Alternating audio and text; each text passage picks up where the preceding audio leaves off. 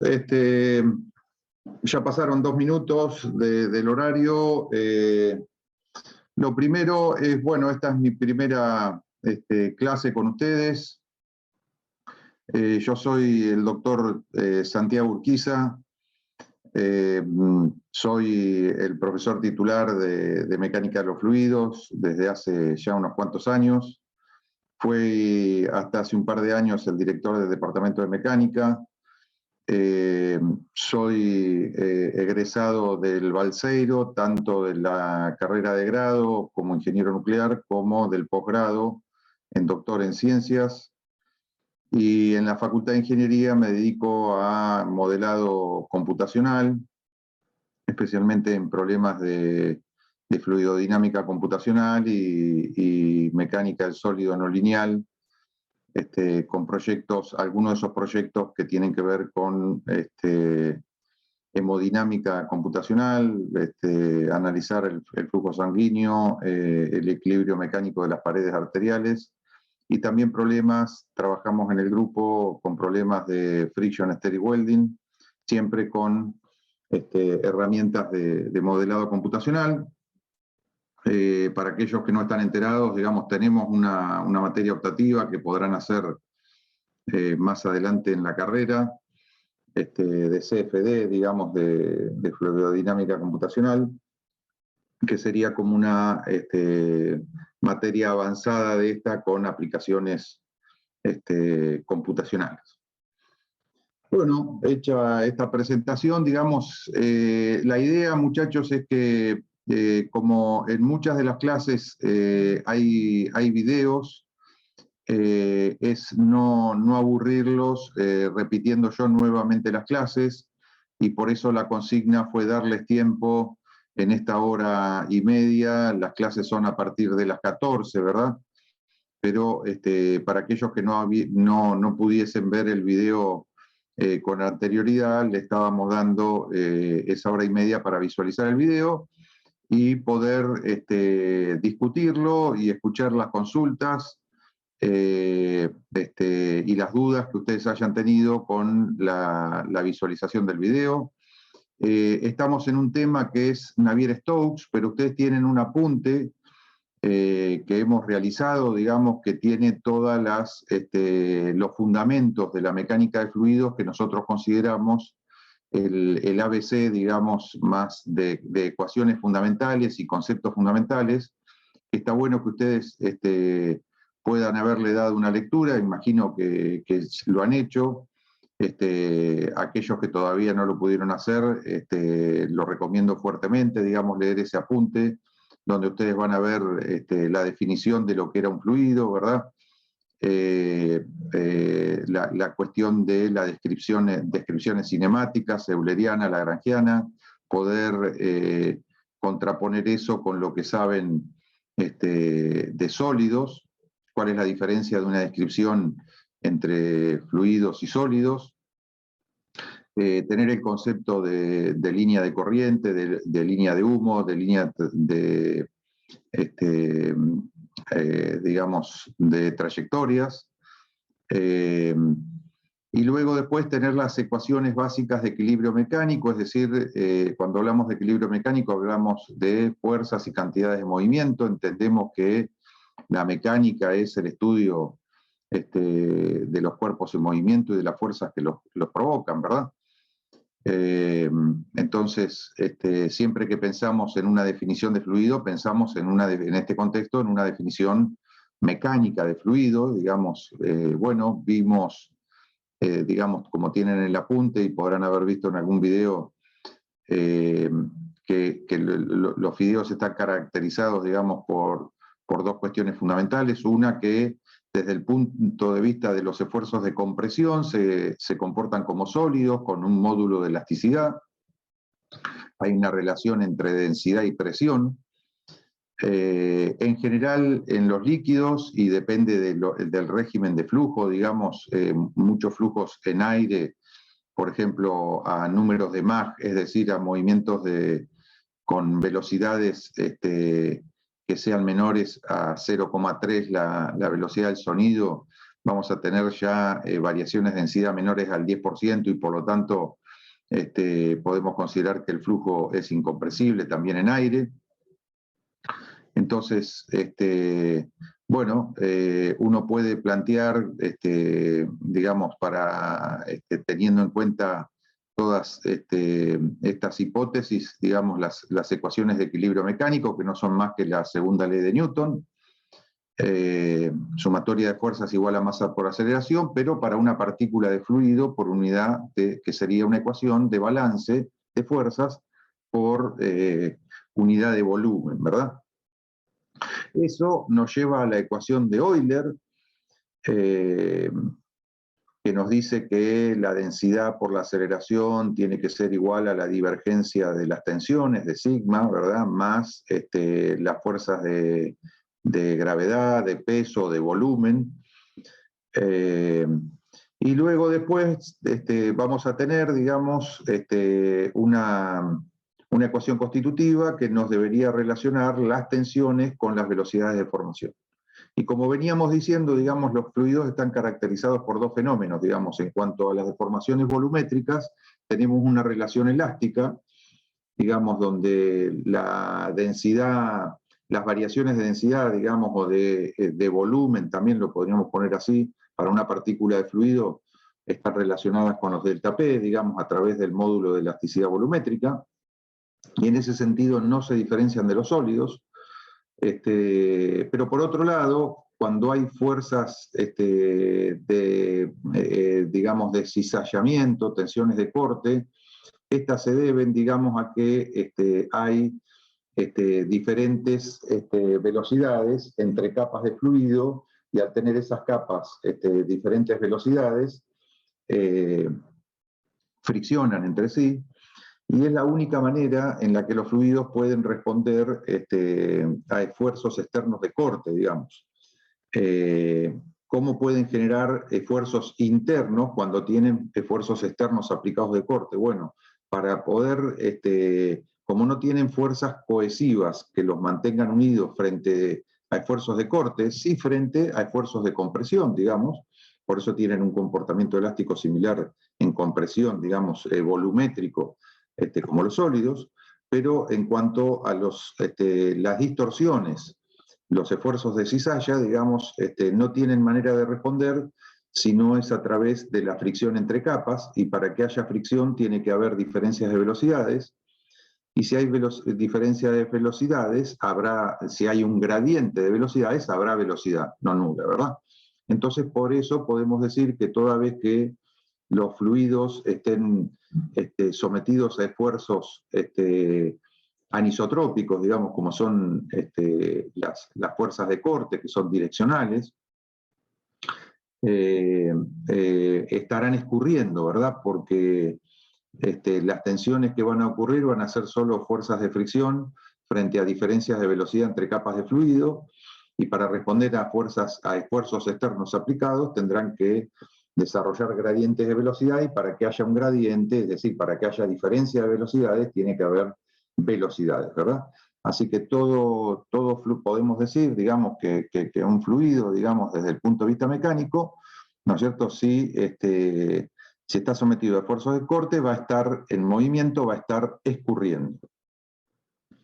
Bueno, en ese apunte de introducción tienen esta cuestión, digamos, donde descomponemos el efecto de las tensiones y de las deformaciones en componente volumétrica o hidrostática y en componente desviadora, y damos una ecuación constitutiva teniendo en cuenta esas descomposiciones, ¿verdad?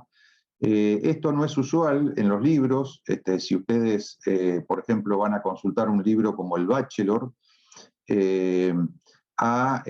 cuando hay gradientes de velocidades, además de tener unas componentes supuestamente proporcionales al gradiente simétrico del campo de velocidades, le suman una componente volumétrica con una tensión con una viscosidad volumétrica lambda proporcional a la divergencia de B. Yo considero que todos los libros que hacen eso a pesar de no estar mal, la verdad que no es muy intuitivo y no se entiende muy bien, y por eso en el apunte seguimos la línea de descomponer tanto las deformaciones en componente hidrostática y desviadora, como las tensiones, y establecer una relación constitutiva para ambas componentes entre sí, digamos. Entonces tenemos un fluido que, a diferencia de los sólidos, digamos, si está quieto, puede estar sometido a una presión hidrostática que será la reacción frente a esfuerzos de compresión con cierta deformación volumétrica, que en el caso incompresible podrá ser despreciable. Nunca vamos a tener un flujo un fluido, digamos, perfectamente incompresible, pero sí podemos tener condiciones de escurrimiento, es decir, flujos, en condiciones que pueden asumirse como situaciones de incompresibilidad, ¿verdad? Incluso situaciones hidrostáticas donde podríamos pensar que las variaciones de densidad por unidad de densidad, digamos, son menores, por ejemplo, al 1%, y asumir la condición de incompresibilidad. Pero lo interesante, digamos, es que la ecuación constitutiva la dábamos asumiendo de que si un fluido está en reposo, la presión va a estar dada por una ecuación constitutiva. Por ejemplo, en los gases podrá ser la ecuación de gas ideal, en un fluido una relación tal vez lineal o no lineal entre presión y densidad.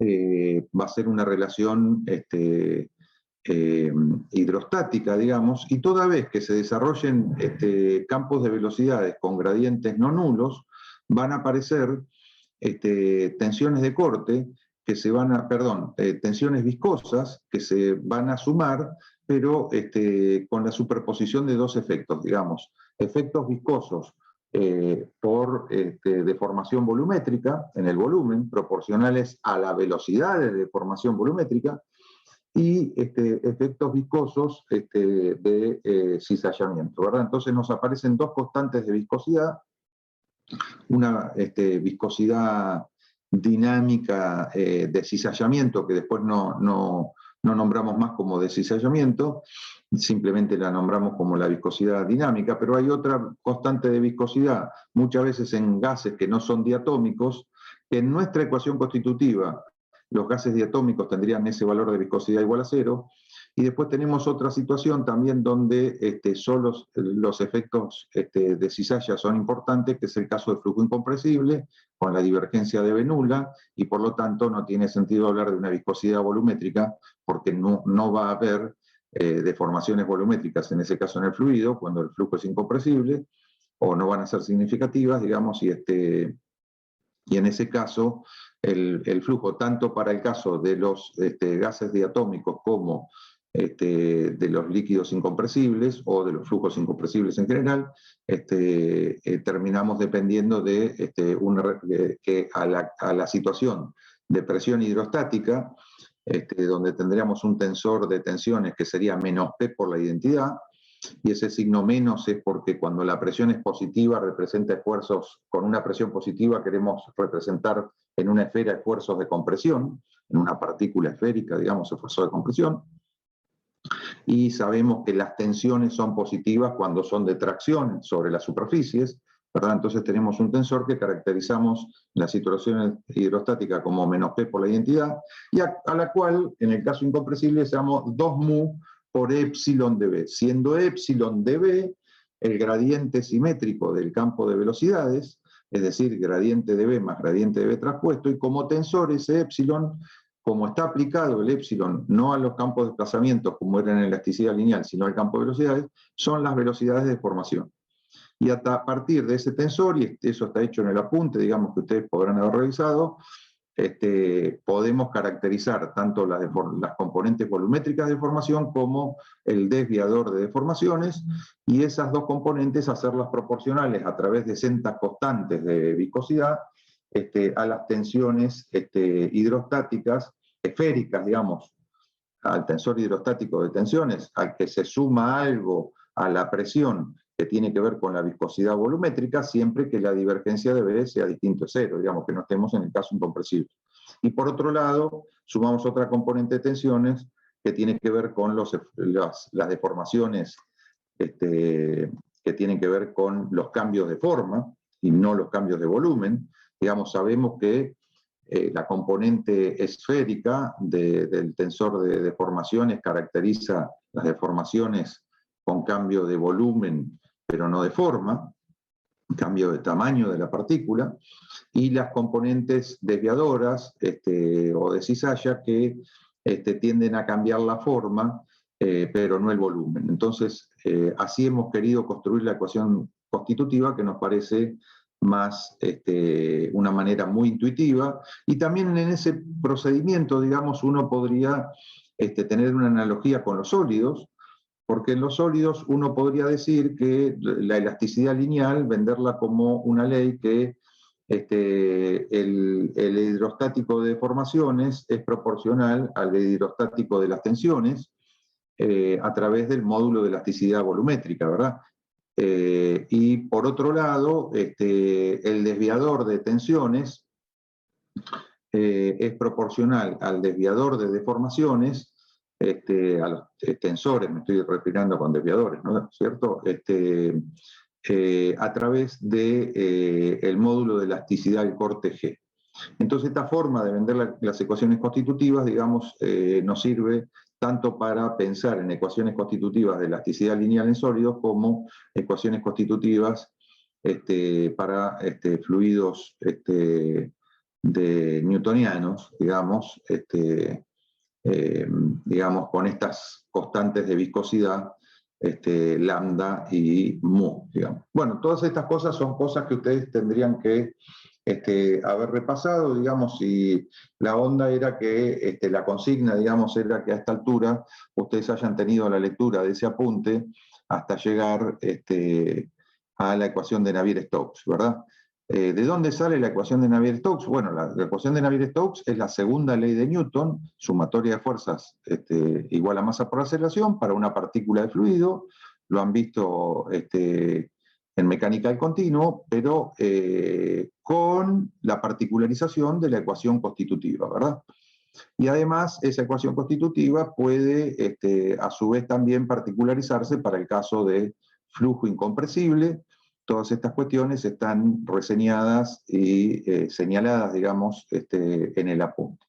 Así llegamos, digamos, con esta base teórica que ustedes ya con lo que han visto en mecánica del continuo y con el repaso del apunte, tienen una base, digamos, como para poder encarar la ecuación de Navier-Stokes, digamos, y la guía de ejercicios que tiene que ver con eso, ¿verdad? Hoy vamos a discutir, bueno, hoy tenía que ver un video para discutir eso, que está dado de una manera muy sencilla, muchachos. La manera más formal, tienen un video que es parte del tema 1, que lo pueden encontrar, digamos, donde pueden trabajar con un apunte, a ver si se lo puedo compartir. Aguántenme un segundito.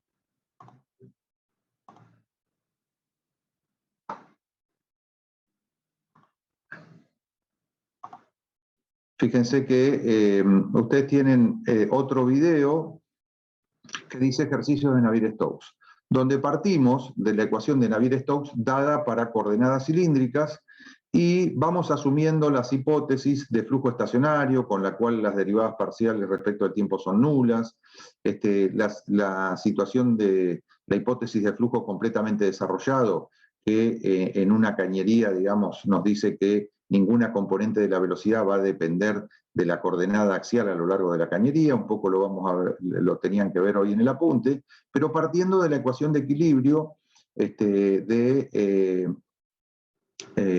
a partir de las ecuaciones de Navier-Stokes, ¿verdad? En cada una de las ecuaciones de Navier-Stokes ir haciendo las hipótesis, por ejemplo, de que no tenemos movimiento de swirl, ¿verdad? No tenemos movimiento de enrulamiento a lo largo de la cañería, porque no tenemos ninguna fuerza, ninguna hélice que nos esté dando una componente torsional o de torbellino, digamos, en la dirección, con vorticidad en la dirección del eje axial a la cañería. Entonces, por lo tanto, si el fluido entra con movimiento de rulo, por fricción con las paredes y entre capas, se va a ir frenando porque no hay ninguna fuerza que lo haga girar. Entonces, en la situación de flujo completamente desarrollado, podemos asumir de que Beta es nulo, digamos, por hipótesis, y además, a partir de decir que Bz, que es la componente axial de la velocidad, ninguna componente de la velocidad va a depender de z, y que también si tenemos simetría revolución, nada va a depender de tita.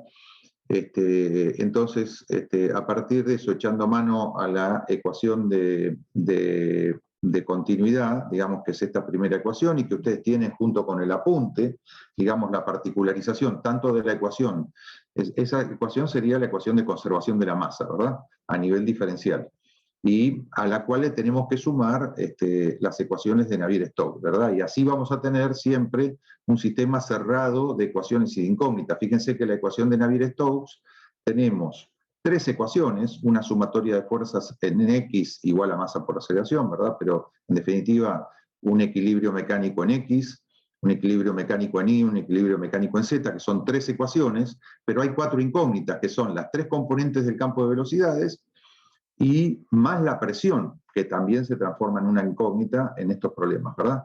Entonces necesitamos una cuarta ecuación. ¿Cuál es esa cuarta ecuación? La ecuación de conservación de la masa, ¿verdad? Que en el caso, para todos aquellos que siguieron el apunte, ¿verdad? Y ya lo saben de mecánica continua, en el flujo incompresible no hay deformaciones volumétricas, divergencia de B tiene que ser igual a 0, ¿verdad? Esa es la cuarta ecuación. Bueno, ahí tienen un video que ustedes van a poder tener como base para resolver la guía, o por lo menos tener el puntapié inicial para meterse con la guía completa de Navier-Stokes. Tienen video y tienen el apunte del video, que yo les estoy mostrando aquí en la pantalla, ¿verdad? Bueno, esta era la manera formal y a partir de las ecuaciones Navier-Stokes. Vamos a hacer un camino sencillo para ver de que esto, pero más intuitivo y más ilustrativo de lo que está pasando, que es el video que tenían que ver hoy, con su apunte correspondiente, y bueno, del cual yo espero que ustedes tengan, si tienen dudas, digamos, las podamos discutir. Pero la idea era plantear directamente en un cilindro el equilibrio de fuerzas. Aguántenme un segundito que voy a cambiar la pantalla.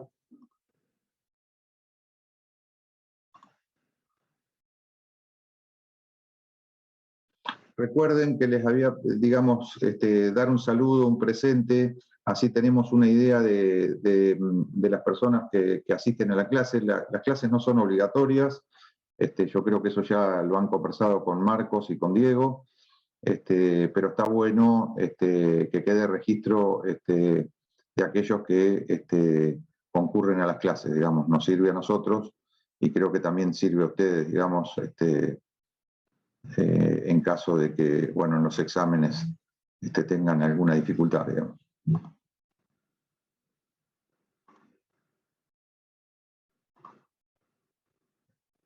Bueno, este es el apunte que ustedes van a tener acompañando este video, que tiene que ver con la resolución de la guía de Navier-Stokes. ¿Sí? Yo les recomiendo ver si la pueden encarar por ustedes mismos, habiendo leído la introducción a la mecánica de los fluidos, tener la ecuación de Navier-Stokes y pensar las hipótesis. Pero si tienen dificultad, no hay ningún problema de que vean ese video. Está en el, digamos, está en el campus como parte del tema 1, ¿verdad? El tema de Navier-Stokes. Así que pueden verlo y les va a ayudar a encarar la guía de Navier-Stokes junto con lo que tenían que ver hoy, el video que tiene que ver con este otro apunte, digamos, y que, como yo les decía, hemos querido usar la segunda ley de Newton y plantearlo de una manera mucho más ejemplificativa, digamos, y no partir de la ecuación ya de Navier-Stokes, donde, bueno, ya hemos usado, digamos, de alguna manera la segunda ley de Newton, ¿verdad? Sumatoria de fuerza igual a masa por aceleración. Queremos partirlo acá y ir mostrando cómo poder hacer hipótesis, digamos, que nos permitan digamos, discúlpenme que voy a tratar de apagar esto, mi cámara, un segundo, así queda la pantalla libre. Bueno, todos están viendo, ¿verdad? Así que bueno, muchachos, acá la idea era decir, bueno, yo tengo un flujo, ¿verdad? Esto representa una cañería con una sección y que tiene acá una pared de un dado espesor, ¿verdad? El espesor de pared va a ser un elemento sólido, una cañería de metal que va a tener que soportar la presión interna, ¿verdad? Y el espesor de la pared, de acuerdo al diseño mecánico, digamos, va a tener suficiente digamos, resistencia como para soportar elásticamente las presiones internas a la cañería, ¿verdad? Por otro lado, eso sería la componente, digamos, pensar la cañería en temas de la parte estructural de sólido, ¿verdad? Tenemos un flujo, ¿no es cierto?, que en cada punto de la sección transversal vamos a tener un campo de velocidades, pero con las hipótesis de flujo completamente desarrollado, digamos, lo que nos va a dar a partir de la ecuación de conservación de la masa, es que no vamos a tener componente radial de velocidad, ¿verdad? Si tenemos el mismo perfil a la entrada que a la salida, no podemos tener flujo, lo que entra es igual a lo que sale, bueno, por los laterales, no sé, si en esta cara, por ejemplo, de ese cilindro, tenemos un dado flujo entrante y tenemos el mismo perfil de velocidad a la salida, el flujo másico a la salida va a ser el mismo, por lo tanto, el flujo másico lateral va a tener que ser nulo, ¿verdad? Y por lo tanto, eso nos va a llevar a que las velocidades radiales sean cero en la situación de flujo completamente desarrollado. Y bueno, lo que queremos obtener es una relación entre el delta P aplicado en la cañería, la presión en cada punto de la cañería, y digamos, la variación de la presión a lo largo de la cañería, ¿no es cierto?, y los esfuerzos viscosos. Y de eso se trataba un poco este ejercicio, digamos, de donde se introducen las tensiones viscosas para esta configuración de flujo en un ducto, digamos, de sección circular, en el caso laminar, y en la situación de flujo incompresible y estacionario, ¿verdad? A altos números Reynolds, es decir, a altas velocidades, muchachos, la pared del tubo interior, la pared interior del tubo, perdón, tiene rugosidades, y en esas rugosidades, en realidad vamos a agrandarlo, dentro de una rugosidad se arman vórtices, ¿no es cierto?, que si yo tengo un flujo exterior en esta dirección, el vórtice va a estar girando así en este sentido, ¿no es cierto?, antihorario. Imagínense que esto es la pared superior del tubo, que sería esta. Y a altos números de Reynolds, estos vórtices atrapados en la rugosidad se empiezan a desprender, se meten en la corriente principal, interaccionan entre ellos y alteran el patrón de flujo y alteran el perfil de velocidades. Pero eso se da a lo que se denomina altos números de Reynolds, ¿verdad? Un poco lo tendrías que haber visto con los apuntes anteriores, que es el número Reynolds, pero el número Reynolds nos mediría como cociente entre fuerzas la relación entre fuerzas de inercia y los términos de aceleración, digamos, de la aceleración convectiva, que es lo que podemos tener en el caso estacionario, y que van a ser representativas, digamos, de las aceleraciones de las partículas del fluido en un dado escurrimiento. Esas fuerzas viscosas respecto de las fuerzas de aceleración, en realidad la inversa de eso, el número Reynolds, por una cuestión histórica, está definido como la inversa de lo que debería ser naturalmente, digamos, una relación entre las fuerzas viscosas medidas en términos de ρ cuadrado, ¿verdad?, de la cantidad de movimiento involucrada en el flujo que tenemos, ¿verdad? Entonces, de eso se trata el número de Reynolds, es una relación entre fuerzas de inercia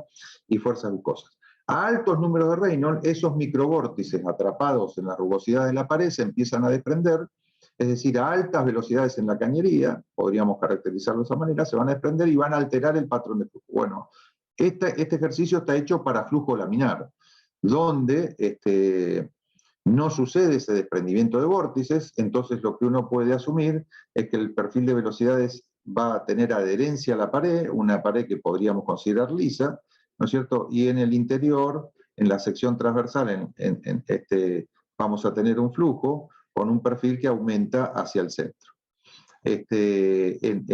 Haber resuelto este ejercicio, muchachos, nos dice que en ese caso laminar, ese perfil de velocidades va a ser un paraboloide de revolución, ¿verdad? Estamos aquí viendo el plano diametral, digamos, pero esto tiene simetría de revolución, digamos, para cada R a lo largo de todo R, digamos, tenemos el mismo perfil, por lo tanto, lo que en realidad tenemos en una sección transversal es un paraboloide de revolución. Bueno, acá hay una cosa oculta, muchachos, que es que cuando hacemos el balance consideramos como que la presión es la misma en toda la cara, pero estamos introduciendo la gravedad. Entonces, lo que se demuestra, y que ustedes tienen en el video, o si no pueden hacer la práctica con las ecuaciones de Navier-Stokes, es que en la dirección transversal al flujo, en la situación de flujo completamente desarrollado, la variación de presión va a ser hidrostática. Entonces, cuando queremos calcular la presión actuante en una sección transversal, podemos considerar la presión en el baricentro, ¿verdad?, por el área. Eso está oculto, no está explicado en el apunte, pero para aquellos que hilan muy fino, bueno, es como una pequeña mentirita, digamos, que tiene hecha el apunte. A esto me refiero, digamos, este apunte se trata de extraer un volumen de tamaño diferencial, de longitud diferencial de X, ¿verdad? Y con un dado R, y plantear la segunda ley de Newton en la situación de flujo incompresible, completamente desarrollado y estacionario, ¿verdad?, para ese volumen. Y para eso vamos a considerar la presión actuando en las secciones de entrada y de salida. Fíjense que la presión es el esfuerzo que actúa, tenemos que considerar la normal a la cara, ¿verdad? Y las partículas que quedan por fuera van a estar empujando en la dirección, cuando la presión es positiva, ¿verdad? Van a estar empujando en la dirección contraria al normal, por eso hemos dibujado en esas caras las fuerzas de presiones con esa dirección. Y las tensiones de corte, muchachos, las hemos dibujado en sentido positivo, aunque, como decimos en el apunte, para un perfil de velocidades que es de este tipo, tenemos R igual a 0 en el centro, ¿verdad? La derivada de B con respecto a R, fíjense que disminuye cuando el radio aumenta, porque tiene que ir a 0 en la pared, y va a ser negativa, y entonces lo que va a estar pasando es que cuando el flujo esté fluyendo en esta dirección, las tensiones de corte como fuerzas van a estar dirigidas en la dirección de la normal. Las hemos dibujado positiva, pero lo que nos va a estar dando el signo de las tensiones de corte va a ser la derivada de Bx con respecto a R, ¿verdad? Y bueno, digamos, entonces para este cilindrito, muchachos, vamos a plantear la segunda ley de Newton, como la masa de ese cilindro por la aceleración en X tiene que ser igual a la sumatoria de fuerzas en la dirección X, ¿verdad? La masa de ese cilindro va a ser la densidad por el diferencial de volumen, el diferencial de volumen va a ser A por diferencial de X, y el área va a ser pi por radio al cuadrado, ¿verdad? Y por otro lado, vemos que las hipótesis de flujo completamente desarrollado y estacionario nos dicen que la aceleración en X tiene que ser igual a 0, ¿verdad? Porque si yo tengo el mismo perfil de velocidades en esta coordenada que acá, y no tengo velocidad radial, entonces sobre una línea de corriente cualquiera que van a ser rectas, tengo la misma velocidad en la entrada que en la salida y que en cualquier otro punto X, y por lo tanto no va a haber, en el caso estacionario, que no hay derivada parcial respecto al tiempo de la velocidad en X.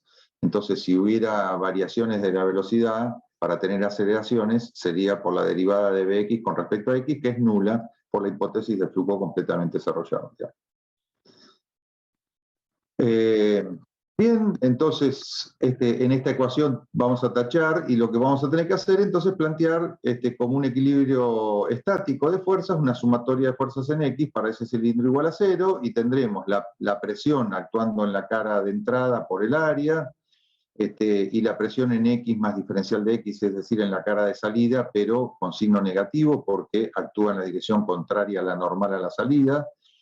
Entonces la consideramos con signo negativo por el área nuevamente, que es la misma, y la tensión de corte actuando en el cilindro exterior, ¿verdad? En toda esta pared lateral, y eso tiene el perímetro, que es 2pi por R por diferencial de X como área.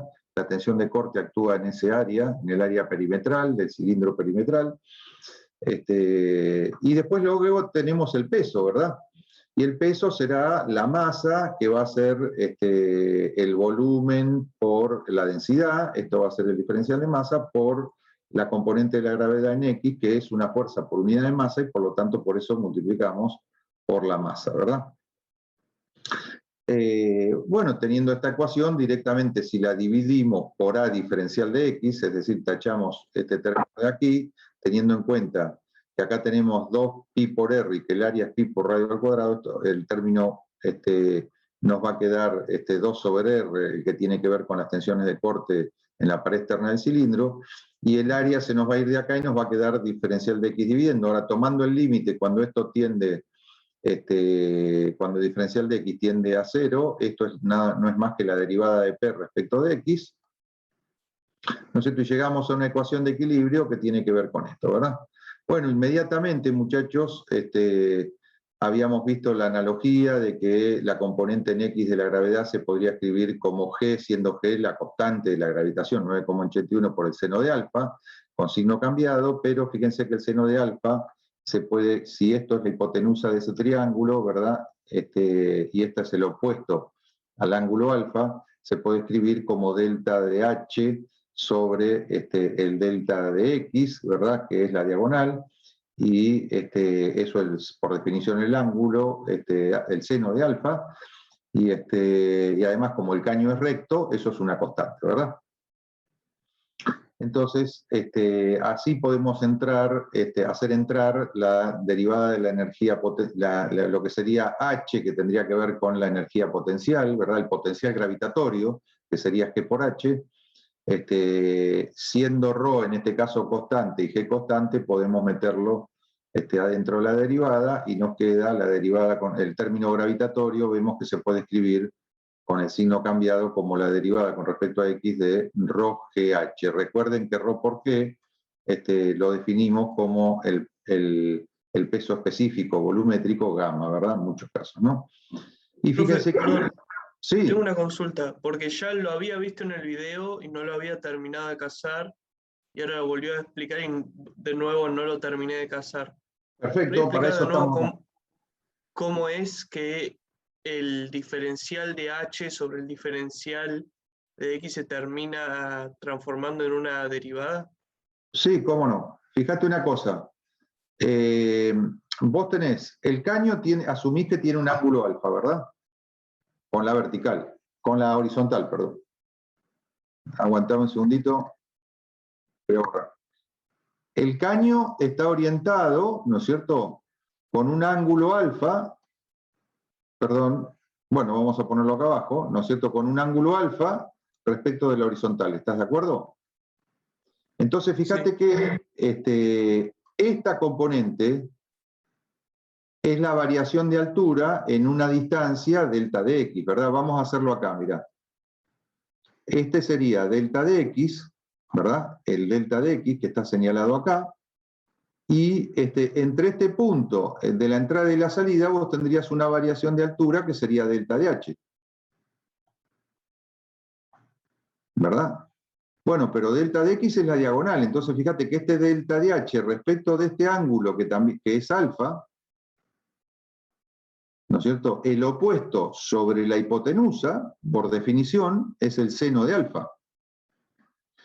Pero fíjate que como el caño es recto, ¿no es cierto?, en todo punto, es lo mismo tomar el delta de H sobre el delta de X, ¿verdad?, que tomar la derivada de H respecto de X, porque la derivada de H respecto de X es constante porque el caño es recto, ¿verdad? En la dirección vertical el caño no hace una cosa así. Claro, donde porque te da la pendiente y como la pendiente es te da la constante. pendiente del caño, te da la pendiente del caño. Y la pendiente es uniforme y constante, porque asumís que el caño es recto. Claro, entonces es equivalente a reemplazar los diferenciales por la derivada. Exactamente, bien, perfecto. Listo, Menos, gracias. era eso nomás. Bárbaro, buenísimo. Bueno, bien que lo aclaramos y la idea es esa, tener este encuentro, digamos, para que ustedes, estas pequeñas cosas que por ahí uno es una pavada, pero que por ahí, si no tiene la oportunidad de preguntarlo, no le casa la onda y eso hace que por ahí uno no pueda seguir, acompañar, digamos, el desarrollo, ¿no? Bueno, fíjense que haciendo este reemplazo, esto reemplaza este término. Pero ahora fíjense que tenemos dos derivadas con respecto a x y entonces la podemos juntar en una sola, digamos, podemos agrupar el signo menos, nos quedaría la suma de las derivadas y la suma de las derivadas es la derivada de la suma y me aparece P más gamma por H, ¿verdad? Definiendo gamma como ρ por G. Lo interesante, muchachos, que P más gamma por H muchas veces se define, los ingenieros hidráulicos la llaman presión piezométrica, ¿no es cierto? Porque es, digamos, en realidad la energía disponible, tanto de presiones como de variaciones de altura, para provocar lo que se llaman los flujos de correntía, que es de lo que se tratan los ingenieros hidráulicos, digamos que en general tienen un río o una cañería de agua corriente, o un desagüe, que en general se dan por diferencias de altura, ¿verdad? Entonces, ellos acostumbran, digamos, a trabajar con esa peseta, la presión piezométrica, definida como la suma de la presión estática P, lo que es fuerza por unidad de área, más la componente de energía potencial, digamos, que queda expresada en unidades que son iguales a la de la presión, ¿verdad? En unidades de fuerza por unidad de área. Pero en realidad tiene que ver con una energía potencial por unidad de volumen. Si uno va al caso, ¿no? Podría pensarse así. Bueno, una vez que hicimos eso, tenemos esta ecuación y el tau lo vamos a reemplazar por la ecuación constitutiva de un flujo sencillo, uniaxial, digamos, que va a hacer que las fuerzas viscosas se van a poder poner como mu por la derivada de Bx con respecto a R. ¿Cómo pasar de acá a acá, muchachos? Ahora es medio intuitivo, pero si no, tenemos la ecuación de Navier-Stokes, ¿verdad? Donde tenemos que poner el tensor de tensiones, ¿no es cierto?, como menos P por la identidad, ¿verdad? Más 2 mu epsilon de B, donde epsilon es el gradiente simétrico, gradiente de B más gradiente de B traspuesto, que habrá que expresarlo y decir, ah, bueno, pero betita es 0, BR es 0, solo me queda BZ, y además BZ no depende de Z, y empezar a tachar todo eso y ver en definitiva que el tau XR se va a poder escribir como mu por la derivada de Bx con respecto a R, ¿verdad? Si uno quiere toda la formalidad, digamos. Bien, muchachos, entonces rápidamente llegamos a una ecuación de este tipo. Y ahora, si nosotros asumimos que esto es constante, que también habría que demostrarlo, que lo va a hacer, y que está en el otro video, está hecha la demostración formal de por qué eso se puede asumir como una constante. Ahora que tenemos esto, podemos hacer la integral, nos aparece una constante de integración, y esta constante de integración sabemos que la B en X en R chica igual a R grande, donde R grande es el diámetro exterior de la cañería, no el diámetro exterior, perdón, el radio de la superficie interior de la cañería, ¿verdad? De la pared, de lo que sería la pared del tubo. Y bueno, ahí por adherencia la velocidad tiene que ser 0. Y de esa forma, ya te contesto, podemos despejar la constante A. Sí, te escucho. Sí, profe, disculpa que te interrumpí. Tenía una duda, porque en el video dice que como la velocidad en la componente de tita y la velocidad en la componente radial es igual a 0, esa presión piezométrica no depende ni de tita ni de R. Y no entiendo por qué es que eso es así.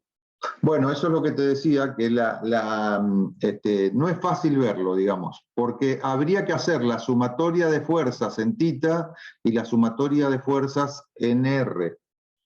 Usar la ecuación, ¿me entendés? Para eso ya, para responder eso con toda precisión, hay que ir a partir de la ecuación de Navier-Stokes.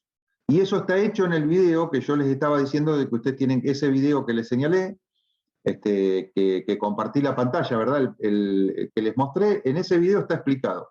Así que te pido por favor que lo mires de ahí y si tenés dudas, la clase que viene lo discutimos. Pero ahí está hecho con todo detalle y te sale solo, digamos. Falta plantear acá cosas que no hemos hecho, digamos, fíjate, hemos planteado sumatoria de fuerzas en X. Si hubiéramos planteado, te lo podría decir así, ¿no es cierto? Fíjate, si yo te tomo un tubito en esta dirección, en la dirección transversal al flujo, ¿verdad? Y solo tengo componentes de velocidad en esta dirección, este tubito, ¿no es cierto?, no está acelerado en la dirección vertical, no tiene aceleración. Por lo tanto, en esta dirección es hidrostática. Y en cualquier ángulo que tenga ese tubo en el plano, ¿no es cierto?, no va a haber aceleraciones. Por lo tanto, la variación de presión en esa dirección va a tener que ser... Entonces, si yo miro la sección transversal y tomo ese tubito orientado según una línea cualquiera, ¿verdad?, como el flujo es, para este dibujo, es saliente a la hoja, no puede haber aceleraciones en esa dirección. Y cuando no puede haber las aceleraciones, la ecuación de Euler te dice que la variación de presión en esa dirección tiene que ser hidrostática. No sé si con eso te alcanzó. Y si es hidrostática, la derivada de P más gamma por H es igual a 0. ¿Verdad? Bien, bien, profe. ¿Se entendió? Igual después voy a ver el video que dijiste. Perfecto. Y en el video vas a ver esta explicación a partir de las ecuaciones. Te sale como una conclusión tomando todas las hipótesis. Está hecho. Lo que pasa es que eso lleva tiempo, entonces está bueno que lo miren ustedes con detalle y puedan parar el video, pensarlo, mirarlo, y en todo caso después me consultan. Profe, tengo una pregunta. Buenas tardes. Sí, buenas tardes. Si ese video, podrías pasarnos el link, porque vi que aparecía como no listado y me parece que no lo subieron a los videos del campus. Ah, qué raro. Me dijo Marcos que estaba en el campus, pero bueno, creo que Marcos no está, me parece. A ver si podemos ver los participantes, porque por ahí si nos está escuchando, él ya lo va a abrir. Pero si no, pónganle, no lo veo a Marcos. Bueno, le decimos a Marcos después. Le dicen a Marcos que por favor lo carguen. Él ya sabe cuál es el video él, y si no que me pregunte, pero es el video de medio que donde se resuelven los ejercicios de la guía, digamos. Listo. Bueno, muchas gracias. No hay por qué. Pero lo van a tener, si no lo tienen disponible, lo van a tener disponible, digamos. Por ahí te tenés que meter, ¿viste? En el campus y ver, te metes en el tema U, por ahí entras por el tema 0, pero te aparece una flechita para pasar al tema 1 y te empiezan a aparecer videos y qué sé yo. Pero bueno, si no lo encontrás, consúltenlo con Marco, o le dice cómo llegar al video, o si no está cargado, como decís vos, no está disponible, lo va a poner disponible. Bueno, muchachos, entonces fíjense que integrando esto una vez y sacando la constante, aparece acá un perfil que depende de R al cuadrado, ¿verdad? Lo interesante de esto, muchachos, es que organizado de esta manera, fíjense que como R va entre 0 y R grande, esto va a ser menor que 1, por lo tanto este término va a ser positivo. Entonces fíjense que acá nos dice que la velocidad en X va a ser siempre contraria a la derivada de P más gamma por H con respecto a X. Es decir, fíjense que ¿cuándo va a ser que vamos a tener velocidad positiva? Vamos a tener que tener la derivada con respecto a X de P más gamma por H negativa. ¿Y eso qué significa? Por ejemplo, si el tubo está horizontal, ¿no es cierto?, significa que tengo que tener más presión a la entrada que a la salida para tener una derivada de P respecto de X, porque no va a haber variación de altura, ¿verdad? Y si el tubo está vertical, por ejemplo, es un escurrimiento, y estoy tirando acá un chorro con un embudo, ¿verdad? Y a partir de una determinada zona se arma un flujo completamente desarrollado. Y a la salida, y acá puedo asumir que tengo P0 y a la salida P0, no va a haber variaciones de presión, pero sí va a haber gravedad. Entonces voy a tener diferencia de altura. Entonces, para tener flujo positivo, si el eje X va así, tengo que tener, como en esta situación, una altura mayor a la entrada que a la salida, de tal manera que la derivada de H con respecto a X sea negativa. ¿Se entiende? Y bueno, y en el caso general va a ser la combinación de P gamma por H, ¿verdad? Fíjense que si tengo un tubo inclinado, la gravedad me lo tiende a circular en la dirección de caída. Entonces yo tengo que poner una presión mayor al peso de toda esta columna para que esto empiece a circular en la dirección positiva de, ¿verdad? Bueno,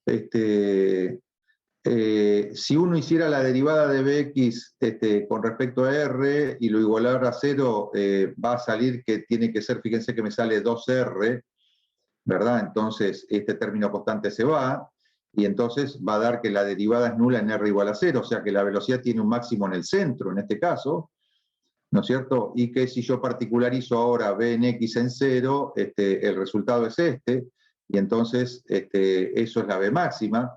¿De dónde saqué que es la B máxima? Porque, bueno, hago la derivada, ¿verdad? Y la igualo a 0 y veo que el máximo está en R igual a 0. Y por eso evalúo el perfil ahí, y eso es la B máxima. Y luego después, muchachos, puedo calcular la B media, ¿verdad? La B media es lo que me da el caudal, el valor medio de la velocidad por el área, o fíjense que también sería Bx por diferencial de área, esto es B escalar n, ¿verdad? Es la velocidad promedio en el diferencial de área. Yo tengo el área integrado, eso es el caudal. Pero si yo multiplico 1 sobre el área, fíjense que esto por definición, el valor medio de esto que está acá adentro, que esto no es más que, como el n está orientado en la dirección de x, es la componente bx de la velocidad. Entonces, fíjense que esto es el caudal, pero si yo divido por el área, ¿verdad? Esto es b media, ¿verdad? Por definición es el valor medio, ¿no es cierto? Una integral tiene que ver con el valor medio de la cantidad, ¿verdad? Entonces, si hacemos esa integral, teniendo en cuenta que el diferencial de área es 2pi por r, nos va a salir que el valor medio, esto demuéstrenlo como ejercicio, es igual a la velocidad máxima sobre 2. Es la mitad del valor de la velocidad máxima. Y ese valor medio tiene que ver con el caudal, muchachos, ¿verdad? Bueno, y por otro lado, como es la velocidad máxima sobre 2 y teníamos este valor, podemos sacar, muchachos, que la B media está relacionada, fíjense, con esta ecuación, que no fue más que deducida a partir de esta ecuación, digamos, obteniendo la B máxima, tengo la relación con la B máxima, saco la B media, y entonces fíjense que la B media acá la puedo interpretar como con signo. Para tener una B media positiva tengo que tener una derivada de P también más gamma por H negativa, ¿verdad? Después esto uno lo transforma como en valores absolutos, muchachos. Pero fíjense que entonces siempre, como tengo este signo menos, para tener una dirección positiva en X creciente, digamos, tengo que tener mayor presión a la entrada o piezométrica, ¿verdad? Esto es lo que se llama la piezométrica mayor a la entrada que a la salida, ¿verdad? Tiene que ser negativa. Y por otro lado, si esto es una constante, muchachos, también tenemos que, se puede poner como el incremento, el delta de P más gamma por H dividido el delta de X, que es L, donde L sería la longitud total de la cañería. Ahora miren qué pasa, muchachos. Bueno, esto es lo que estaba diciendo. Para flujo positivo tendría que tener esto. Definimos delta de P más gamma por H como esto, ¿verdad? Entonces fíjense que tengo una relación para B media con el delta P más gamma por H sobre L, que no es más que usar esta fórmula que está aquí, con estos reemplazos, ¿verdad? Y llegar a esta formulita de acá, donde el delta P, muchachos, lo podemos poner como 32 mu sobre diámetro al cuadrado por L por B. Es proporcional a B, inversamente proporcional al diámetro al cuadrado, fíjense qué interesante, proporcional a la longitud y a la viscosidad. más viscosidad, más delta P tengo que tener. Piénsenlo sin variación de altura para que sea fácil, ¿verdad? Más viscosidad, más delta P aplicado entre la entrada y la salida. Más longitud del caño medida en diámetros. Fíjense que este L sobre D es la relación de aspecto, pero podríamos interpretarlo como un número adimensional, que es la longitud de la cañería medida en unidades de diámetro, ¿verdad? Y es proporcional a la velocidad. Más velocidad, más delta P. Bueno, pero es conveniente, muchachos, como fórmula ingenieril y para tratar de poder después extender esta fórmula a flujo turbulento, donde las pérdidas de carga son más proporcionales a B cuadrado, hacer entrar lo que se llama la presión dinámica del flujo, que es un medio de ρ cuadrado, ¿verdad? La presión dinámica asociada al valor medio de la velocidad sería un medio de ρ cuadrado. ¿Qué tengo que hacer acá? Multiplicar por B, elevar al cuadrado, dividir por B, ¿verdad? Y multiplicar por ρ, ¿no es cierto? Y dividir por ρ. Y poner un medio acá, ¿no es cierto? Y multiplicar por 2. Si pongo un medio, ¿no es cierto? Entonces acá multiplico por 2. Y el 2 por 32 me queda 64, ¿verdad? Y acá me quedó ρ B diámetro. Y si paso esta viscosidad dividiendo acá abajo, fíjense que lo que me apareció acá, muchachos, es el famoso número de Reynolds.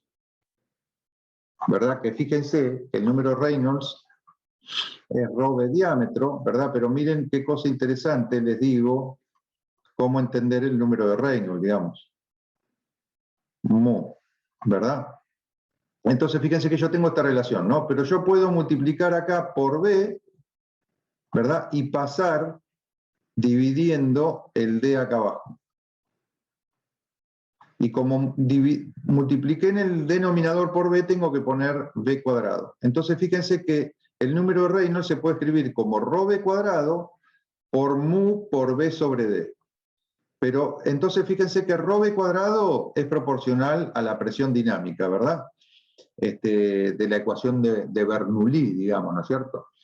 Y mu por B sobre D, fíjense que la variación de velocidad va entre la B máxima y 0. Entonces, el delta de B tiene que ver con B máxima, pero la B máxima es 2 veces la B media, o sea, la variación de velocidad, el delta de B es proporcional a la velocidad media en este caso.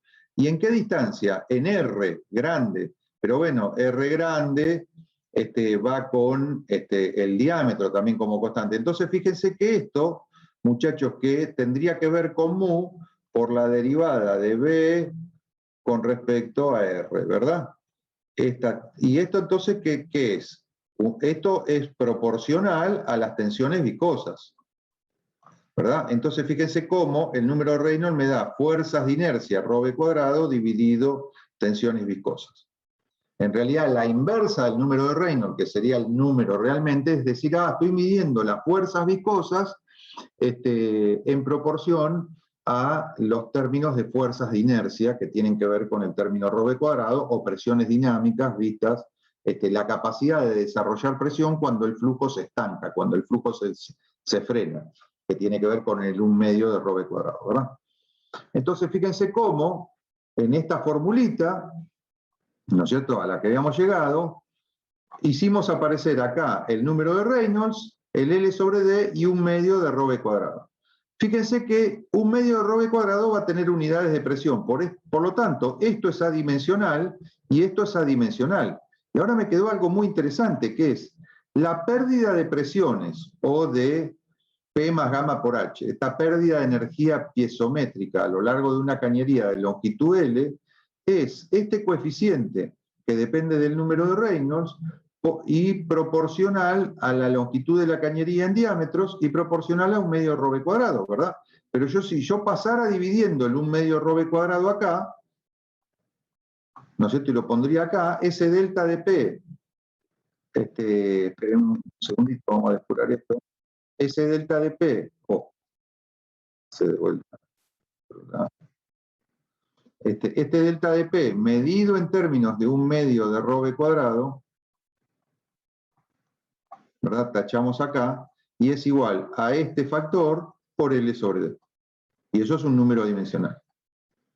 Entonces, fíjense qué interesante la formulita esta, muchachos, donde nos sirvió para introducir el factor de fricción, que es 64 sobre el Reynolds, en una cañería de sección circular, eso es muy importante, pero en flujo laminar.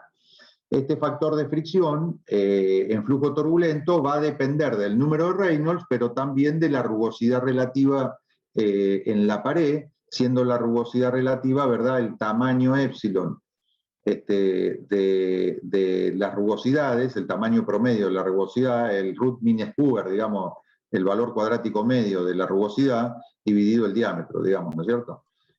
Una rugosidad relativa, eso me va a decir si la pared es más o menos rugosa en relación al diámetro que tenga, ¿verdad? Y bueno, ese factor de fricción en el caso de flujo turbulento va a terminar dependiendo, como vemos acá, del número de Reynolds, pero también se va a hacer dependiente de la rugosidad de la pared en flujo turbulento, por eso que decíamos que se van a formar vórtices en esas rugosidades y se van a ir desprendiendo y eso va a alterar el patrón de flujo total, van a aparecer torbellinos de tamaño controlado por el tamaño de, de las rugosidades que tengamos, ¿verdad? Profe, Sí. tengo una consulta porque en el ejercicio 2 de la guía, que son 2 placas paralelas, nos pide también calcular ese coeficiente de fricción y nos pide hacerlo en función del número de Reynolds. El tema es que en 2 placas paralelas, o sea, ahí yo veo que en el número de Reynolds aparece el diámetro. En 2 placas paralelas, ¿cómo es que aparece? Bueno, en placas paralelas vos podés definir el diámetro equivalente, pero si no, en vez del diámetro usás como, para definir el Reynolds la distancia h entre placas. ¿Y te quedaría lo mismo? ¿Te quedaría ρ? No, en vez de quedarte, cuando vos usás en este L sobre D, usás L sobre H, en placas paralelas vos vas a llegar a una ecuación que te dice delta P más gamma por H, tenés que llegar a una ecuación de este tipo en ese ejercicio. Igual a un factor de fricción, que vamos a ver cuánto te tiene que dar, y acá te va a quedar L sobre H, ¿verdad? Y un medio de ρ B cuadrado. Pero este factor de fricción te va a quedar siendo, tiene que quedar siendo 24 sobre el Reynolds. Pueden ver en algunos libros que dice que son, ahora vamos a ver por qué, que es 48 o 96. Pero yo te voy a decir que me va a quedar 24 sobre el Reynolds porque si mido la longitud medida con H, voy a medir el Reynolds con H también. O sea, voy a definir un Reynolds en la situación de flujo de placa paralela como ρ BH, la distancia entre placas, sobre mu. Algunos usan, muchachos, lo que se llama el perímetro mojado dividido el área. Hacen esto, ¿no? Te dicen, ¿qué es el diámetro en una cañería de sección circular? El diámetro se puede poner, lo podrán comprobar, como 4 veces el área sobre el perímetro. ¿No es cierto? El perímetro es pi por diámetro, esto es pi por diámetro al cuadrado sobre 4, ¿no es cierto? Tac, el 4 se va, y pi por diámetro al cuadrado sobre pi por diámetro, me queda el diámetro, ¿verdad? En un tubo de sección circular es esto, ¿verdad? Pero fíjense que en un tubo de sección circular, el perímetro está mojado. En placas paralelas, muchachos, ¿no es cierto? Cuando ustedes tienen la placa así, y el flujo en esta dirección, entonces, si ustedes toman acá un rectangulito a la entrada, el perímetro mojado tiene que ver con esta raya y con la de abajo. Y acá el flujo resbala consigo mismo, por lo tanto, esto no es perímetro mojado, porque es fluido, contacto fluido-fluido, ¿verdad? No es contacto fluido-sólido que se da arriba. Entonces, fíjate que si vos tomás ese rectángulo mirado en la dirección perpendicular a la sección transversal del flujo en placas paralelas, yo tendría, esto tendría que ver con un ancho B de la placa paralela, ¿verdad? Esto sería H, ¿verdad? ¿Y cuánto me daría acá? Puedo definir un diámetro equivalente, ¿verdad?, de la placa paralela como 4 veces el área de esa placa sobre el perímetro mojado, ¿verdad? Perímetro mojado. Entonces, fíjate que ¿quién es ¿quién es el área de este rectángulo? H por B, ¿verdad? 4 veces el área que sería H por B. ¿Y quién sería el perímetro mojado en este caso? B arriba y B abajo, 2B. Entonces, fíjate que en placas paralelas vos podrías definir un perímetro mojado como 2H. Por eso es que si vos en el número de Reynolds usás el diámetro equivalente, que es 2H, pero acá en el L sobre diámetro no lo reemplazás por el diámetro equivalente, sino por H, que es lo que hacen algunos libros, te da 48. Y si reemplazás por el diámetro equivalente, tanto en el número de Reynolds como en el L sobre D, te vas a fijar que en algunos libros te dan 96. Así que yo diría que no usen el diámetro equivalente, usen H y te tiene que dar 24 sobre Reynolds en ese ejercicio. Bien, perfecto. Muchas gracias, profe. ¿Y qué te iba a decir con esto? Bueno, ¿por qué se usa eso del diámetro equivalente? Bueno, porque, por ejemplo, si cuando vos tenés un flujo, muchacho, en un óvalo, ¿verdad? O en una canaleta rectangular, donde sí hay perímetro mojado también acá adentro, no tenés un caño de sección circular, pero querés usar la formulita de que esto, vos decís, bueno, pero esto se va a parecer a algún caño acá, ¿no es cierto? Y esto se va a parecer a algún caño de tamaño similar, el flujo no va a ser tan distinto. Bueno, para eso, o un triángulo, ¿verdad? Tenés una cañería, y bueno, entonces esto va a ser como el flujo acá, lo dejas así, medio a lo guaso, digamos, ¿no? Pero para tener una idea. Y usás la pérdida de carga de sección circular usando el diámetro equivalente, que es 4 veces el área sobre el perímetro. Eso se usa mucho en flujo turbulento, digamos, para cañerías, porque uno tiene relaciones de flujo turbulento, de pérdida de carga, para cañerías de sección circular, pero a veces la quiere extender, quiere tener una idea para cañerías de sección no circular. Bien, muchachos, entonces tenemos una relación. Esta es la famosa fórmula de Darcy-Weisbach, que podemos usarla con 64 sobre el Reynolds. Mientras el Reynolds en la cañería sea menor a 2300, vamos a tener flujo laminar. Y entonces el factor de fricción, que está acá, va a ser 64 sobre el Reynolds, como vimos en flujo laminar. Pero para Reynolds mayores que 2300, hasta 5500, 10000, digamos, vamos a tener una transición entre flujo laminar y turbulento, donde un tiempo en una dada sección el flujo puede ser laminar y otras veces puede ser turbulento, o también lo que se puede dar, muchachos, que en una cañería, por ejemplo, de un oleoducto, que tenga 40 kilómetros, puedo tener 10 kilómetros de flujo turbulento y 30 de flujo laminar, o sea, el flujo puede transicionar entre laminar y turbulento cuando el Reynolds está entre 2300 y 5000, pero también a veces hasta 10000, podemos observar todavía flujo laminar, depende de la rugosidad, de si la cañería vibra, si la cañería tiene rebarbas de soldadura, está sucia, está erosionada, tiene barro en el fondo, tiene sedimentos, digamos. Entonces, pero ya para Reynolds mayores que 10.000 uno puede considerar que el flujo va a ser turbulento. Así que tengan que tener cuidado que 64 sobre Reynolds es un factor de fricción, para flujo laminar. Pero lo interesante, muchachos, es de que esta formulita que hemos deducido de esta manera nos va a servir en flujo turbulento también, pero cambiando el factor de fricción por algo que sea una función. El factor de fricción va a ser una función del número de Reynolds y de la rugosidad relativa. Entonces, con esa misma formulita, digamos, vamos a poder echar mano a las ecuaciones de pérdida de carga para flujo turbulento. Miren qué interesante, decíamos, definimos la piezométrica, muchachos, entonces fíjense que esto es el delta de PZ, ¿verdad? Que es P más gamma por H. Pero miren qué pasa. ¿Quién es el delta de PZ? El delta de PZ es la presión piezométrica a la entrada menos a la salida, ¿verdad? Pero entonces si yo tengo PZ, puedo sumar y restar un medio de ρ cuadrado, no cambia nada. Esta ya la tenía restando, la presión a la entrada menos la salida. Puedo sumar un medio ρ cuadrado y restar acá un medio ρ cuadrado que adentro del paréntesis me queda sumando. Entonces fíjense que esto es la variación de lo que era la constante de Bernoulli, porque PZ es P más gamma por H, más un medio ρ cuadrado, es toda la energía mecánica, ¿verdad?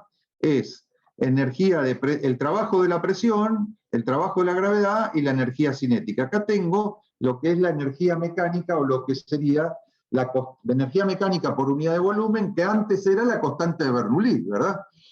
Entonces, ¿por qué puedo hacer eso? Porque el 1 medio ρ cuadrado, como B media no cambia, por esto de que tengo la misma área, por conservación del caudal, ¿verdad? Y tengo la misma área, porque la cañería es recta, de igual sección transversal. Entonces, fíjense que esa fórmula de Darcy-Weisbach nos va a estar midiendo la variación de energía, ¿no es cierto?, que sufre el flujo a medida que avanzamos en la cañería, ¿verdad? Como variación de la constante de Bernoulli, medida en unidades de energía por unidad de volumen, que no es más que eso tiene unidades de presión. P más gamma por H más 1 medio ρ cuadrado tiene unidades de presión, que es lo que se llama la presión total de ese flujo, ¿verdad? La presión total no es una presión mecánica, es una energía el flujo, ¿verdad? O de cada partícula del flujo por unidad de volumen.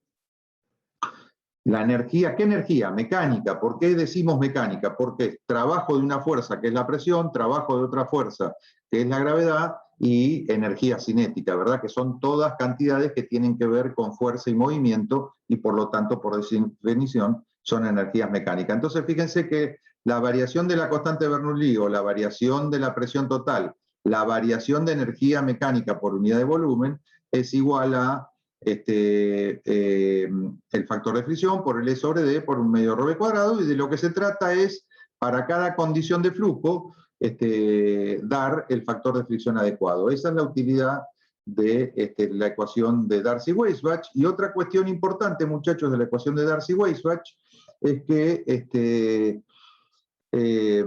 digamos, uno puede referir, como estamos observando, de que porque hay fricción, ¿no es cierto?, hay factor de fricción. Y si hay factor de fricción, hay pérdidas, ¿verdad? Entonces, ¿pero pérdidas de qué? Pérdida de energía. Entonces, a veces a esto se le llama, en toda la literatura se le llama, en inglés se le dice head, y en pérdida de cabezal, digamos, algunos cabeza, cabezal, pero en realidad la traducción correcta sería pérdida de carga energética. La carga energética del flujo, ¿verdad? Y en vez de decir carga energética, está repitiendo, decimos pérdida de carga, ¿verdad? Entonces vemos que para que el flujo avance venciendo los efectos viscosos, va a haber una pérdida de energía mecánica disponible en esa corriente, que la energía mecánica disponible sería la suma de las presiones más la energía potencial más la energía cinética.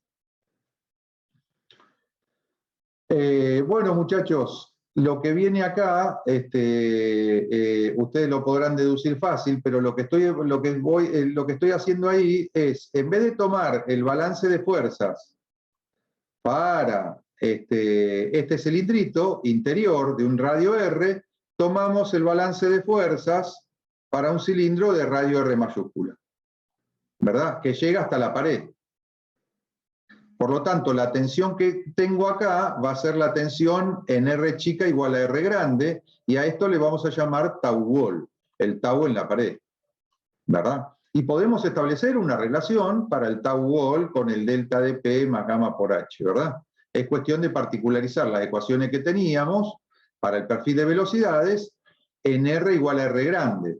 Pero R igual a R grande es diámetro sobre 2, así que nos va a aparecer esta tensión. Fíjense que es mu por la derivada de B en R igual a R grande. Y reemplazado el radio grande por el diámetro. Y fíjense que lo que estamos diciendo es que estamos volviendo, muchachos, a una ecuación como esta, digamos, evaluada en R igual a R grande. Bueno, acá para la B media, a esta ecuación, muchachos, a esta ecuación de acá. Haciendo mu por la derivada de B respecto de R en R igual a R grande, y va a salir esta ecuación de aquí. Y por los valores que teníamos antes, muchachos, podemos escribir que el tau wall está relacionado con el delta de PZ, que a su vez está relacionado con el delta de B, de Bernoulli, o de la presión total, porque podemos adentro del delta de PZ sumar el término 1 medio ρ cuadrado y restarlo. Pero fíjense que lo interesante que acá lo que quise llamar la atención, ¿no es cierto?, que delta de PZ, la pérdida de carga, muchachos, en esa cañería, tiene que ver con 4 tau vol por L sobre D, y eso no importa si el flujo es laminar o turbulento, si podemos, por lo menos en flujo turbulento, definir un valor medio, ¿no es cierto?, de tensión de corte en la pared, ¿no es cierto? Simplemente surge de un balance de fuerzas entre las presiones aplicadas, el peso y la tensión de corte en la superficie del cilindro, ¿verdad? Entonces, fíjense qué interesante. Pero acá lo interesante de esta relación, muchachos, es que si el flujo es no viscoso, tau vol tiende a ser 0, ¿verdad? Si la viscosidad es despreciable, entonces no voy a tener tau vol. Mu por la derivada de B respecto de R va a ser nulo en la pared, ¿no es cierto? Casi nulo o despreciable. Entonces, fíjense que en ese caso el delta de PZ tiende a ser 0. Por lo tanto, la PZ a la entrada tiene que ser igual a la PZ a la salida. ¿Y qué estoy recuperando? La ecuación de Bernoulli, ¿no es cierto? Bueno, la variación de piezométrica, pero la presión piezométrica a la entrada es igual a la salida. Y como un medio de ρ b cuadrado es igual a la entrada y la salida, lo puedo sumar de ambos miembros y me queda que la constante de Bernoulli se tiene que cumplir cuando el tau vol es nulo, es decir, cuando no hay efectos de viscosidad. Bueno, muchachos, y por último, fíjense que eso por ahí capaz que no está tan claro acá en el apunte. Yo acá tenía delta de PZ, ¿verdad? Y el delta de PZ, fíjense que me queda delta de PZ, muchachos, igual a el factor de fricción por un medio, por L sobre D, vamos a escribir, por un medio de ρ b cuadrado, ¿verdad? Bueno, pero nada me implica dividir acá por gamma, por ρ por g. Recuerden que gamma es ρ por g, ¿verdad? Y cuando divido por gamma, esto me queda dividido 2g. Espero que me hayan seguido, ¿verdad? Y esto lo defino como la altura, ¿no es cierto? Como altura. Porque si ustedes tienen en la ecuación de Bernoulli que P más un medio de ρ b cuadrado. Uy, ¿qué estoy escribiendo acá? Discúlpenme.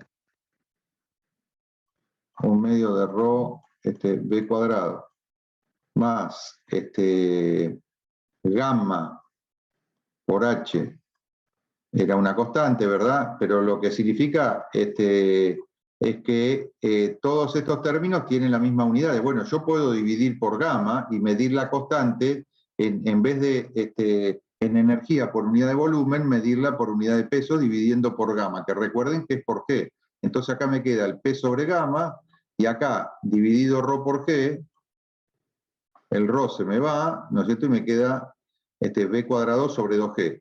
Y usar la constante de Bernoulli en alturas, que no es más que usar las energías mecánicas por unidad de peso de peso específico, digamos, ¿no es cierto? Pero en realidad es energía por unidad de peso el flujo circulante, las energías medidas en vez de por unidad de volumen, por unidad de peso. También lo podemos hacer por unidad de masa, muchachos, que sería dividir esta ecuación por ρ nada más. Entonces me quedaría P sobre ρ, ¿no es cierto? Y acá me quedaría G por H. Fíjense qué interesante entonces que G por H tiene unidades de B cuadrado, que son cosas que ustedes pueden deducir de mirar un poco la ecuación de Bernoulli, digamos. Entonces, uno puede escribir como que este término, un medio del factor de fricción por L sobre D por un medio de ρ b cuadrado, es como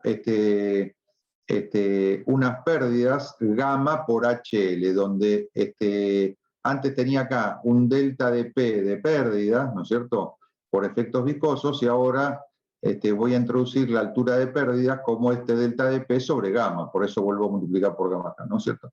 Entonces hablar de una altura de pérdidas que provocan los efectos viscosos a través de esta ecuación de Bernoulli dada por el factor de fricción por L sobre D por B cuadrado sobre 2G. Entonces acá lo que diríamos es que yo tengo que mi delta de PZ, ¿no es cierto?, sobre gamma, va a ser igual, ¿no es cierto?, a esta altura de pérdidas. ¿Verdad? Tendría esa ecuación. donde la altura de pérdidas, según la ecuación de Darcy-Weisbach, la evaluó de acuerdo a esta fórmula, que es la misma que teníamos antes, pero dividido gamma, ¿verdad? Entonces me queda, en vez de un medio de ρ b cuadrado, me queda b cuadrado sobre 2. Bueno, muchachos, faltan 10 minutos. Con esto yo creo haber explicado todos los detallecitos de este apunte. Pueden volver a ver el video, pueden ver el video de las ecuaciones de Navier-Stokes para enganchar la guía. Esto quiso ser obtener el perfil de velocidades en flujo laminar, pero más deductivamente, haciendo los balances a mano, haciendo sumatoria de fuerzas, que hay veces que si uno directamente usa la ecuación de Bernoulli, no queda tan claro. Pero está bueno hacerlo a través de la ecuación de Bernoulli, porque ahí queda bien demostrado que la presión la derivada de P respecto de X es una constante, que la derivada de P respecto de R es 0, que la derivada de P respecto de θ es 0, salen esas ecuaciones de las otras ecuaciones de impulso, es decir, de sumatoria de fuerzas en la componente θ y en la componente radial, digamos, que acá no hemos tenido en cuenta porque hemos hecho la configuración de flujo sencilla, digamos, y tratado de resolver esto intuitivamente, ¿no es cierto?, pero planteando la sumatoria de fuerzas y ver cómo participan las tensiones de corte, los pesos, ver cómo los pesos, la gravedad se reemplaza con la energía potencial, con la altura, etcétera, etcétera. Yo creo que es muy interesante, digamos, el hecho de obtener la relación de velocidad media con la derivada de P más gamma por H con respecto a X, pero que esto, si es constante, es un delta de P más gamma por H sobre L, ¿verdad? Bueno, hemos tratado de hacer ese ejercicio de manera mucho más intuitiva y más sencilla. La forma más estricta, digamos, y formalista, la van a ver en el video, que queda como tarea, digamos, y en el apunte que lo acompaña. Y si no lo encuentran, se lo reclaman a Marcos, digamos, que inmediatamente lo va a poner disponible en internet. Bueno, muchachos, escucho si hay alguna pregunta y si no, ya estamos llegando al horario de las 5 de la tarde, que supuestamente era el horario que tenemos asignado para la cátedra. Escucho si hay alguna pregunta y si no, nos estaremos viendo el lunes que viene. Estén atentos, que nosotros le vamos a dar comunicaciones. Es muy probable que el lunes que viene también le digamos, bueno, tienen que mirar este video, ¿no es cierto?, en la primera hora y media, y yo después entre como hoy, tipo 15:30, de acuerdo a la duración del video, para que lo podamos discutir como hicimos hoy. Yo creo que eso es una manera mucho mejor de aprovechar la clase, y obviamente que ustedes, nosotros le estamos dando el tiempo dentro del horario de clase para que vean el video, para aquellos que no tienen tiempo de verlo antes, pero estaría muy bueno que ni bien esté cargada la próxima clase teórica, y tenga un video asociado para que ustedes consulten previo a la clase y lo podamos discutir, lo vean cuanto antes y lo vean tal vez más de una